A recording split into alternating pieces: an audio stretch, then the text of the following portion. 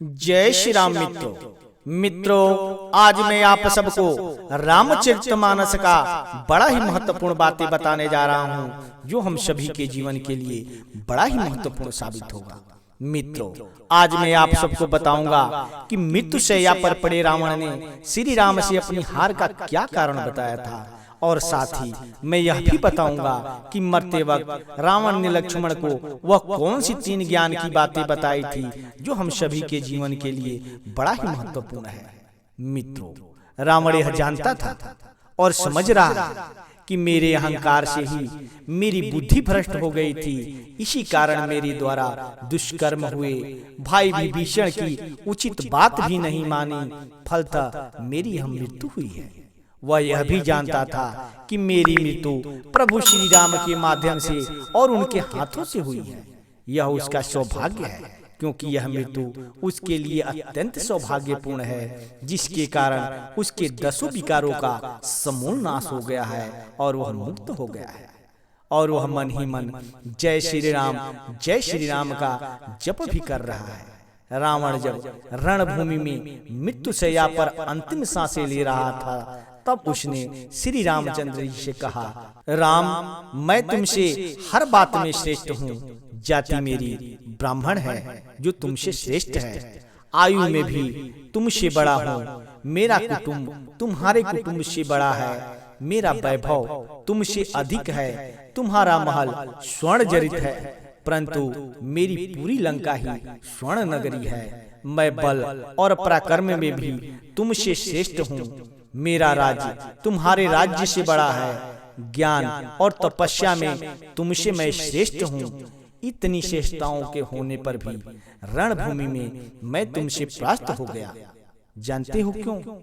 सिर्फ इसलिए कि तुम्हारा भाई तुम्हारे साथ है और मेरा भाई मेरे खिलाफ है। मित्रों, बिना भाई के साथ के जब रावण हार सकता है, तो हम किस घमंड में हैं? सदा साथ रहिए, सदा विजयी होते रहिए। सभी को कोशिश करनी चाहिए कि कभी परिवार टूटे नहीं, अंदरूनी एकता बनाए रखें, क्योंकि किसी भी पेड़ के कटने का किस्सा न होता अगर कुल्हाड़ी के पीछे लकड़ी का हिस्सा न होता। मित्रों, एक और रहस्य की बात बता रहा हूँ, जो शायद आप लोगों में से बहुत से लोग यह नहीं जानते होंगे।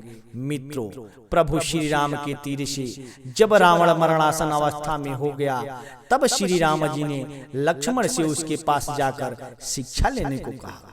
श्री राम की यह बात सुनकर लक्ष्मण चकित रह गए। भगवान श्री राम ने लक्ष्मण से कहा कि इस संसार में नीति, राजनीति और शक्ति का महान पंडित रावण अब विदा हो रहा है। तुम उसके पास जाओ और उससे जीवन की कुछ ऐसी शिक्षा ले लो जो और कोई नहीं दे सकता। श्री राम की यह बात सुनकर लक्ष्मण मरणासन अवस्था में पड़े रावण के नजदीक सिर के पास जाकर खड़े हो गए, लेकिन रावण ने कुछ नहीं कहा। लक्ष्मण ने लौटकर प्रभु श्री राम से कहा कि वे तो कुछ बोलते ही नहीं। तब श्री राम ने कहा, यदि किसी से ज्ञान प्राप्त करना है तो उसके चरणों के पास हाथ जोड़कर खड़े होना चाहिए, ना कि सिर के पास। श्री राम ने लक्ष्मण से कहा, जाओ और रावण के चरणों के पास बैठो। यह बात सुनकर लक्ष्मण इस बार रावण के चरणों में जाकर बैठ गए। रावण ने जो पहला उपदेश दिया वह था शुभस्य शीघ्रम।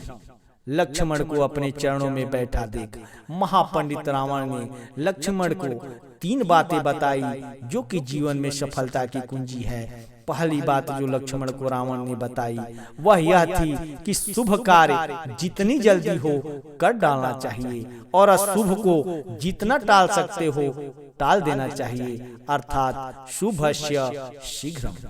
मैं प्रभु श्री राम को पहचान नहीं सका और उनकी शरण में आने में देर कर दी, इसी कारण मेरी यह हालत हुई। यह मैं पहले ही पहचान लेता तो मेरी यह गति नहीं होती। जो दूसरा उपदेश रावण ने लक्ष्मण को दिया, शत्रु को कभी छोटा मत समझो।